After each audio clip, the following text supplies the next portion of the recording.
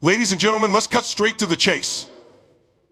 Most people aren't struggling because they don't work hard enough, dream big enough, or know enough. They're stuck because they're holding on to things that are sinking them like dead weight. If you want to rise to your potential, you've got to stop doing three things. Eliminate them, destroy them, and never let them back in. Are you ready? Let's go. Excuses are lies wrapped in comfort.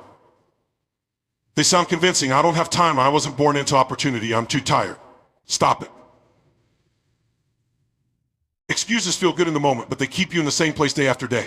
Success is not about perfect conditions. It's about making progress in imperfect conditions. There's never a perfect time. The time is now. Fear will whisper in your ear, what if you fail? But let me tell you something, failure isn't your enemy. Fear of failure is every successful person you admire has failed more times than most people have even tried. Fear doesn't mean stop, it means go. It means you're about to grow.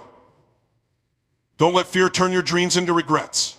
Listen carefully, your environment will shape your destiny. If you're hanging around people who doubt you, drain your energy, or pull you back, you've got to make a change. I'm not saying cut everyone out of your life, but I am saying protect your circle. Surround yourself with people who challenge you to rise, who lift you higher, and who believe in your vision even when it's still just a seed. When you stop doing these three things, making excuses, letting fear paralyze you, and surrounding yourself with negativity, you'll discover something extraordinary. You'll find the time you thought you didn't have. You'll find the courage you thought you lacked. And you'll find the power to achieve what you once thought was impossible. Success isn't about adding more. It's often about eliminating what's holding you back. We live in a world that constantly tells us to do more, achieve more, and be more. The message is always about adding skills, adding goals, adding responsibilities. But let me tell you, success isn't found in piling more onto your plate. It's about stripping away the clutter, the noise, and the habits that weigh you down. Think about it. When a sculptor creates a masterpiece, they don't start by adding clay, they start by chiseling away everything that doesn't belong. That's exactly what you need to do with your life. Strip away the distractions. Carve out the toxic habits. Eliminate the thoughts, actions, and relationships that no longer serve you. Success isn't created in chaos, it's revealed in clarity. Most people are drowning, not because they can't swim, but because they're carrying anchors they refuse to let go of. These anchors come in many forms: fear of failure, self-doubt, procrastination, toxic environments, and the endless pursuit of perfection. They hold you back, drag you down, and keep you stuck in the same place year after year. The truth is, you can't soar to your potential while holding on to the things that tether you to mediocrity. When you remove the unnecessary, you create space for the extraordinary. You free up your energy to focus on what truly matters. You allow yourself to grow in ways you never thought possible. Success isn't about how much you can take on, it's about how much you can let go of. Stop carrying the baggage of past mistakes. Stop feeding the habits that don't align with your goals. Stop tolerating environments and relationships that drain your energy. Success isn't out there waiting for you to add one more thing to your to-do list. It's already within you, waiting for you to strip away the layers that are hiding it. So if you're ready to succeed, don't ask yourself, what more can I do? Instead, ask, what am I willing to let go of? Because success doesn't come from accumulation, it comes from liberation. Self-sabotage is one of the most common barriers to success, yet it's often invisible. It doesn't show up as a loud, obvious obstacle, it creeps in quietly, disguising itself as procrastination, doubt, perfectionism, or even overthinking. It's the voice in your head that whispers, what if you're not good enough? Or what if you fail? It convinces you to delay, to shrink back, to play it safe. And the cruel irony is that the person standing in the way of your success isn't someone else, it's you. When we think of obstacles, we usually point to external factors, lack of time, lack of resources, or lack of opportunity. But the truth is, no external obstacle can hold you back as powerfully as the internal ones you create for yourself. Self-sabotage happens when your actions or lack of action directly contradict your goals and desires. You say you want success, yet you avoid the uncomfortable steps needed to achieve it. You dream big, but let fear dictate your decisions. Self-sabotage often stems from fear. Fear of failure, fear of rejection, fear of stepping into the unknown. And sometimes, it's not just fear of failure, it's fear of success. Because success means change, and change can feel terrifying. It forces you to leave the familiar behind, even if that familiar isn't serving you. So, you create excuses, delay action, or lower your standards just enough to stay comfortable, even at the expense of your dreams.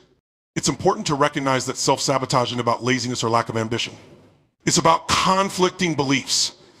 Deep down, you might feel unworthy of success or fear that achieving it will come at too high a cost. These subconscious beliefs create behaviors that undermine your efforts. You skip opportunities, let distractions take over, or give up. Excuses are a comfortable prison that keep you from your potential. They wrap you in a false sense of safety, telling you it's okay not to try, not to risk, not to push forward. At first, excuses feel like protection. They shield you from failure, from discomfort, from the possibility of falling short.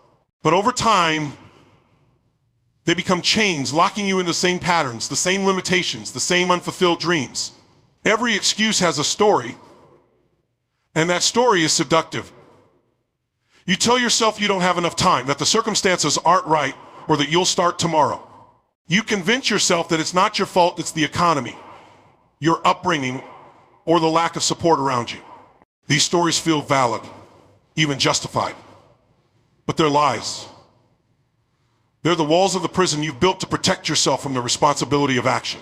The truth is, excuses rob you of your power. They shift control of your life to external forces, making you a victim instead of the author of your story. When you lean on excuses, you trade growth for comfort and possibility for stagnation. You stay where it's safe, but safety comes at the cost of progress. Excuses also rob you of time. Every day spent clinging to an excuse is a day you can't get back. Time doesn't pause while you rationalize why you're not moving forward. The world keeps turning, opportunities keep passing, and others who refuse to let excuses define them keep rising. To break free, you have to confront the hard truth. Your excuses are your own creation. They're not there to protect you, they're there to keep you small. It's not easy to take ownership to admit that you've been holding yourself back, but that's the first step to freedom. Because once you let go of your excuses, you regain your power. You realize that you're not trapped by your circumstances, you're only trapped by your willingness to accept them. Success requires stepping out of that comfortable prison, tearing down the walls of your excuses, and choosing to take action despite the fear, the discomfort, and the uncertainty. It's not easy, but it's worth it. Because outside that prison lies your true potential, waiting for you to claim it. Fear of failure is often disguised as procrastination and overthinking, making it one of the most deceptive barriers to success. It doesn't present itself as fear outright. Instead, it masks itself in delay, analysis, and endless preparation. You convince yourself that you're not avoiding action, you're just waiting for the perfect moment, gathering more information, or ensuring everything is just right. But underneath it all, the truth is that fear is pulling the strings. Procrastination feels safe because it allows you to avoid the risk of failure, at least for now. By delaying action, you never have to face the possibility of things not going as planned. It creates a false sense of control, as if by waiting until later, the circumstances will somehow improve. But in reality, procrastination is just a way of postponing discomfort. It doesn't protect you from failure. It only guarantees that you never even try. Overthinking works in much the same way. It feels productive after all. You're thinking, analyzing, and planning.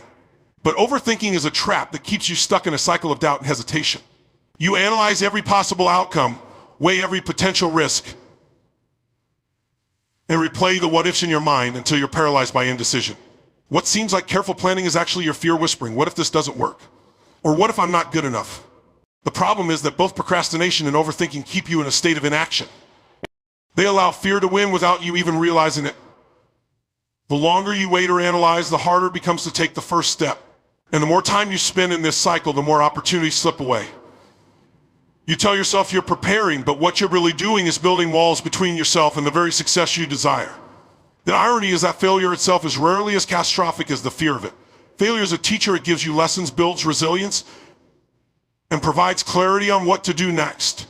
But the fear of failure magnifies the risk in your mind, making it feel insurmountable. It convinces you to play small, to stay safe, and to avoid the very challenges that could lead to growth. Breaking free from this disguise requires action, even imperfect action. It means acknowledging the fear but refusing to let it dictate your decisions. Every small step you take chips away at the power of procrastination and overthinking. Progress, no matter how small, builds momentum and courage. And once you start moving forward, you'll realize that failure isn't the end, it's part of the process.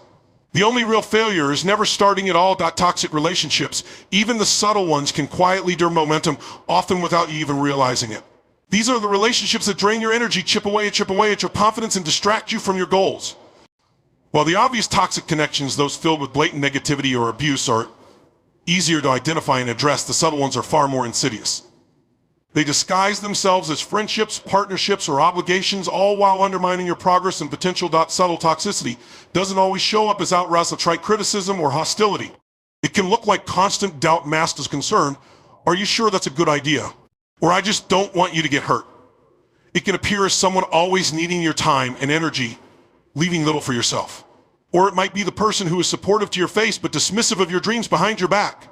These dynamics may seem small or insignificant in the moment, but over time they erode your self-belief and clarity of purpose. What makes toxic relationships so damaging is their ability to disrupt your focus and shake your confidence. Instead of moving forward with conviction, you find yourself second-guessing your decisions, adjusting your path to please others, or spending valuable time and energy managing their emotions. They create an invisible ceiling, keeping you from stepping fully into your potential. Even well-meaning relationships can become toxic if they're filled with subtle competition, passive-aggressive comments, or an inability to celebrate your success. You might hear phrases like, "must be nice to have all that luck," or "don't forget where you came from." These statements, often disguised as humor or harmless banter, plant seeds of doubt and guilt that can hold you back. It's important to understand that toxicity doesn't always come from ill intent. Sometimes people project their fears, insecurities, or limitations onto you without realizing it. They might discourage you because they're afraid of losing you, or because your growth highlights their own lack of progress. While their feelings are their responsibility, it's your responsibility to protect your energy and prioritize your growth.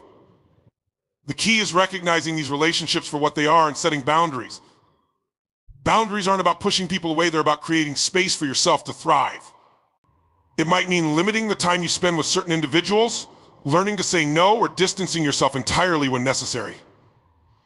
These decisions can be difficult, especially when the relationships are long-standing or emotionally tied to you, but your dreams, your goals, and your well-being must come first. The people you surround yourself with either lift you up or hold you down. Momentum in life and success requires a supportive, empowering environment. Letting go of toxic relationships doesn't mean you're unkind. It means you're choosing to honor your potential and prioritize the journey you're on. Because the truth is, you can't soar if you're constantly being dragged down. Negative self-talk limits your ability to take bold action by creating a barrier between you and your potential. It's the voice in your head that doubts your abilities, magnifies your flaws, and convinces you to stay in your comfort zone. Often, it's so ingrained and subtle that you don't even recognize it as self-sabotage. Yet over time, it shapes your beliefs, your decisions, and ultimately your outcomes. Every time you tell yourself, "I'm not good enough," or "what if I fail?" you reinforce a narrative that you're incapable of achieving what you desire. This internal dialogue becomes a self-fulfilling prophecy. If you don't believe you can succeed, you won't take the necessary risks. If you don't think you're worthy, you'll hesitate when opportunities arise. Bold action requires confidence, and negative self-talk systematically erodes that confidence. Negative self-talk also magnifies fear and minimizes progress. It makes challenges appear insurmountable and diminishes the significance of your achievements. You might accomplish something great, but that voice says it's not good enough, or anyone could have done that. Instead of building momentum, you're left questioning yourself, stuck in a cycle of self-doubt and hesitation. This kind of inner dialogue doesn't just affect your thoughts, it impacts your actions. When your mind is filled with negativity, you're less likely to take initiative, seize opportunities, or push through obstacles. You might play small to avoid failure or avoid taking risks altogether. Negative self-talk creates a mental ceiling, limiting how far you're willing to go, because you've convinced yourself that success is out of reach. The most dangerous aspect of negative self-talk is how it distorts your perception of reality. It makes you see problems where none exist and blinds you to your strengths. It convinces you that setbacks define you rather than being a natural part of growth. Over time, it becomes harder to distinguish between the limitations imposed by your thoughts and the actual challenges in front of you. Overcoming negative self-talk starts with awareness. You must become conscious of the stories you tell yourself and challenge their validity. Ask yourself, is this thought helping me or holding me back? Replace criticism with compassion and self-doubt with affirmations of your strengths. Bold action isn't about being fearless, it's about silencing the inner critic long enough to take the leap. You have to become your biggest supporter, not your harshest critic. Success isn't reserved for those who never struggle with doubt, it's for those who choose to act despite it.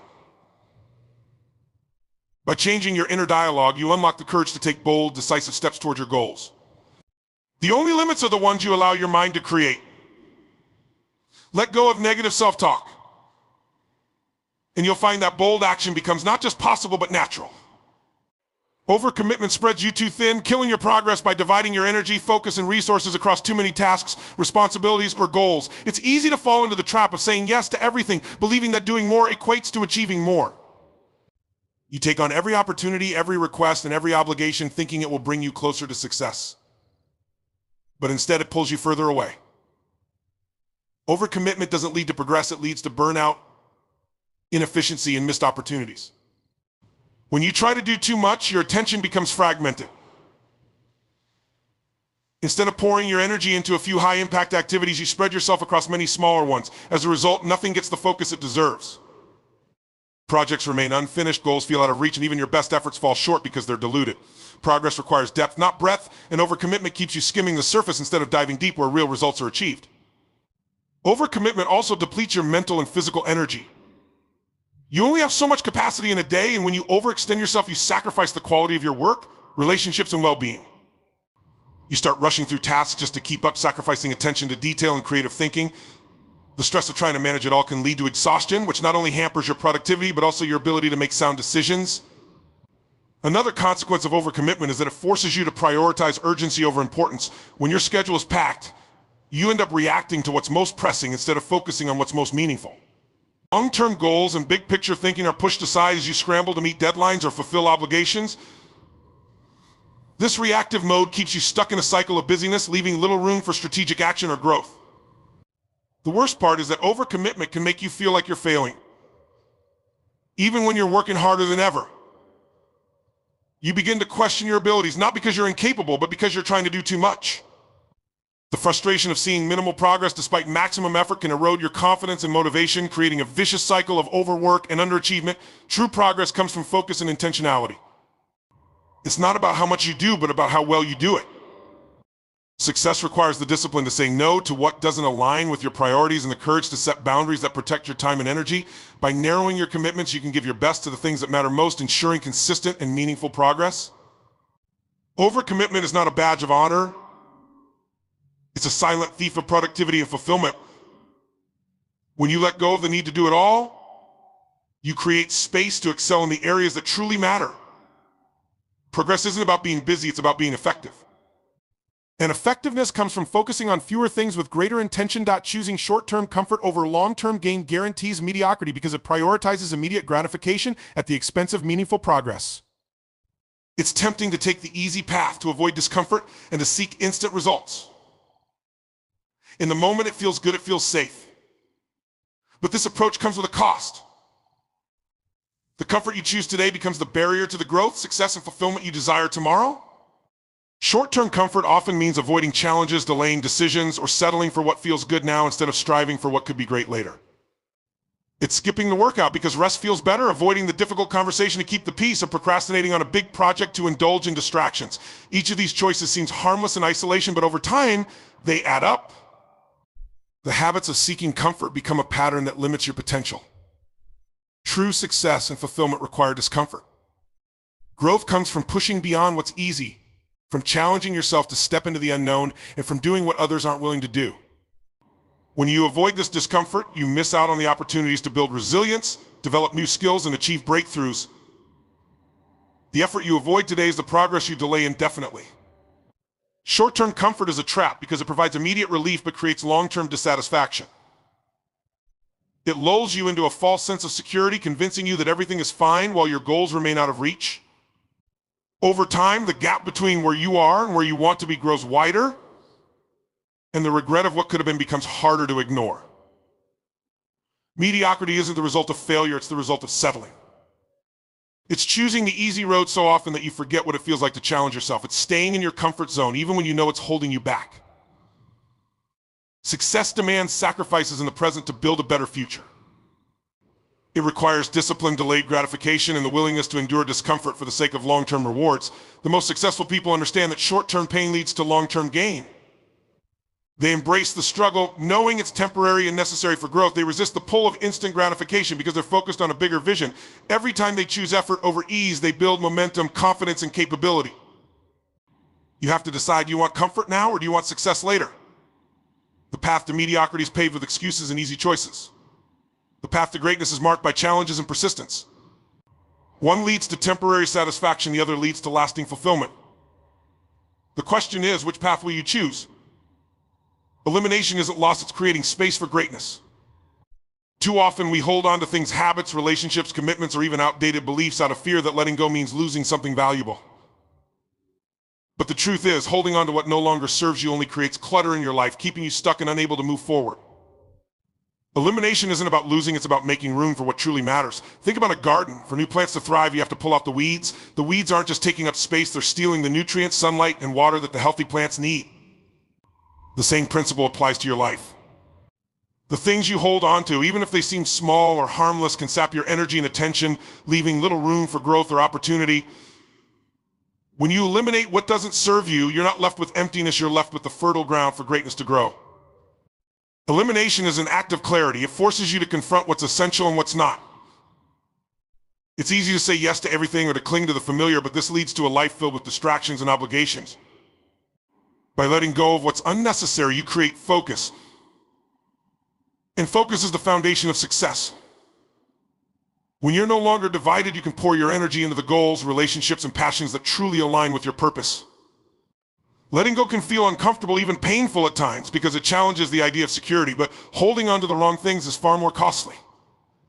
Whether it's a job that drains you, a relationship that stifles you, or a habit that holds you back, keeping it in your life out of fear or habit only limits your potential. Elimination is a powerful choice that signals to yourself and the world that you're ready for something greater. Eliminating doesn't mean failure, it means refinement. Just as a sculptor chips away at marble to reveal a masterpiece, you must remove the excess to uncover your greatness. The process requires courage and honesty. It means asking yourself hard questions. What is truly adding value to my life? What is taking me closer to my goals? What am I holding on to simply because it's familiar? When you answer these questions, the path forward becomes clear. By embracing elimination, you don't lose, you gain freedom. Freedom from unnecessary burdens, freedom to pursue what matters, and freedom to evolve into your best self. Every time you let go of something that no longer serves you, you make space for something better. Greatness doesn't come from having it all, it comes from focusing on what's essential and then letting go of the rest. Success isn't about perfection, it's about progress, and progress starts when you eliminate the things that are holding you back. So I'll leave you with this: if you want to succeed, stop waiting for permission, stop tolerating what drains you, and stop being anything less than what you're capable of becoming. The time to act is now. The choice is yours. Will you rise? Or will you stay the same? The answer lies in what you're willing to stop. Thank you.